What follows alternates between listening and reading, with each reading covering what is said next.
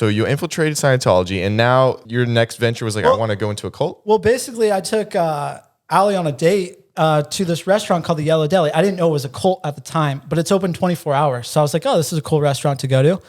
Now, because we were part of the cult for 3 weeks, we know why it's super weird in there. But Allie got a really weird vibe in there, and she Googled it because she was like, "This is just weird." Are you saying you didn't get a weird vibe when you went the first No, time? we did get a weird vibe. Allie was the only one that got a No, weird vibe. I got a weird vibe too, but I've been there before. I've been there one other time, and so I already knew they were weird. Oh, okay. So she Googled it, and there was an article, like an investigation in the UK for like child labor and child abuse.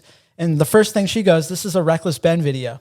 So I called Ben and I was like, "Ben, I think we got an infiltration for you." And then he's like, "Dude, we're doing it together."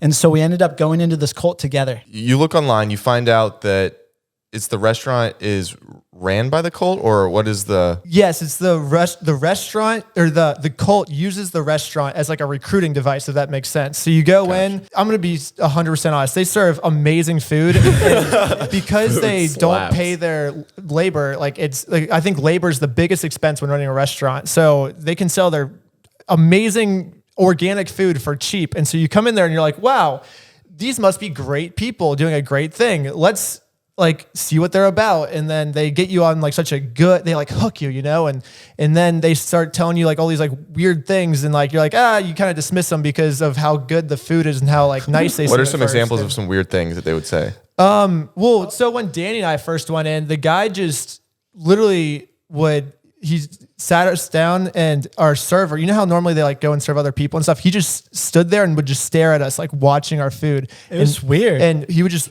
like, not even like saying anything, just staring at us, like watching us eat. And I think in his eyes, he thought he was like comforting us. Like, oh, I'm going to be there for them when they eat, you know, like, oh, see, Alyssa, when I stand over your bed at night and I watch you sleep, I'm comforting you. All right. But they don't really know how like the outside world works. So a lot of times they do things that come off as really creepy to people like us, but in their eyes, they just think they're being extra comforting, or they think they're being extra loving. So they'll literally tell you that they love you.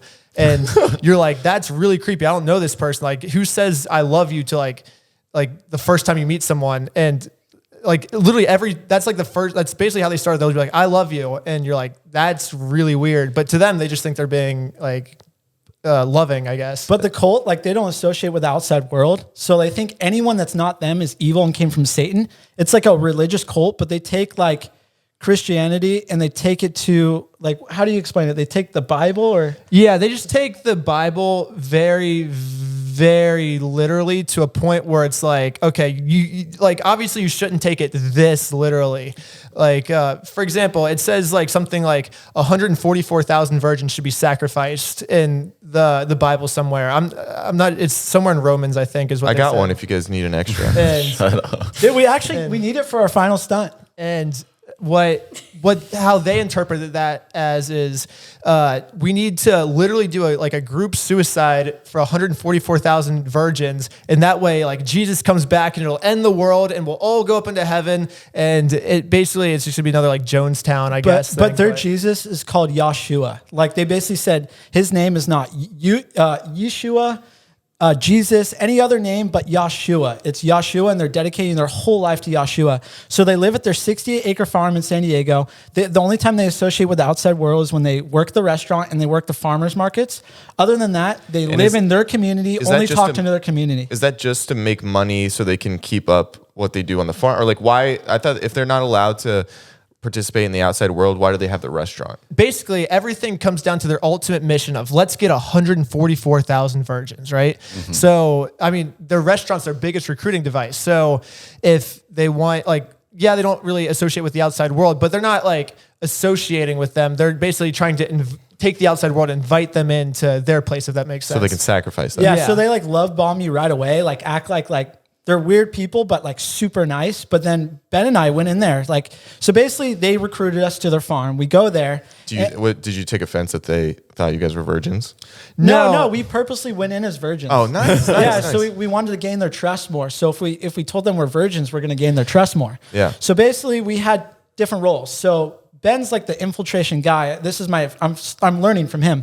So Ben was like, I'll live there full time, but how are we going to charge the spy cameras? We need someone not to live there. So basically, I made up this fake story that I'm house sitting in like South San Diego because I didn't want them to know where I actually lived. And I told him I was watching this cat and a dog for a month. And I was like, after the month, I can live there full time. But I actually just said that. So I would basically get to the cult around 7 in the morning and leave around 9 p.m. And I'd come back each day. But I was really going home each night, uploading all the footage to the hard drive, emptying the memory card, and recharging like all the spy gear for the next day. Because we had 9 pairs of spy glasses, like 7 spy watches. He was even he found a way to secretly charge like 2 spy watches at the cult without anyone knowing. Oh yeah, I made a little they gave us a little gift basket, and so what I would do is I would made a little hole with like some of the gardening tools they gave me, and made a little hole, and then like underneath my through my pillow, I put the wire from the outlet, and then it went through my pillow and then through the little hole in the gift basket, and then underneath like all of the candy and stuff they gave us was like where all the secret cameras were charging. Goodness. Oh my God. All right, MacGyver. And he lived in a yurt with like 7 other members in a bunk bed. So you're never alone. There's never alone time. So we had code words of how to like talk to each other because you couldn't talk because they were always around you. Well, okay. So you go to the restaurant, you convince them that you want to be part of them. What's the conversation like? Are they like, come here at this time? What's the very start of this look like? They basically said, hey, so we actually came at a really good time. Our waiter at the time was getting married. So he said, come back next week. I'm getting married. Come to my wedding. Like, it would be awesome. We're like, we're down. So we just show up. And the wedding's at the farm where they all live. It's a 68-acre farm. And you just pull up and it's just all these cult members. And the creepiest thing is that the wedding, they call it a pre-enactment for the final day when they do their group or whatever, when God takes these 144,000 virgins. So they did these terrible skits. It was the funniest thing in the whole world where they're like, we have to like basically sacrifice ourselves for you, and like we got to give up our lives, and like kind of like referring to like but they do it in such a watered down way because like the whole public's there and they don't want to say like straight up, we're doing a group. So they try and like water it down, but like if you know what they're actually talking about, it's really creepy actually. But it's kind of funny like to like hear all of them say all of that and stuff. So you're at the wedding, they're doing a fake suicide. Yeah, and a pre-enactment suicide. Yeah. Wait, can't you not say that word on YouTube right now? Who knows? You know, we've said a lot of things. Okay. Who knows? I want to screw it up for you guys. No, it's fine. Yeah, we have to bleep that out when I say. I got one of my videos taken down because of that. Just saying that. Yeah. Oh my God. Well, this is They gave me a strike on my channel. this is for educational purposes. Yeah, There mine's we for go. educational. Mine's super for educational purposes. I go and I say, hey, the cult, like this is bad stuff that I do not agree with. And then they take it down because the AI robots think that I'm the one that agrees with it. And they're like, you're promoting these hateful things. I'm like, no, I'm not. I'm trying to do the opposite of that. I'm It's actively annoying. exposing them. Yeah.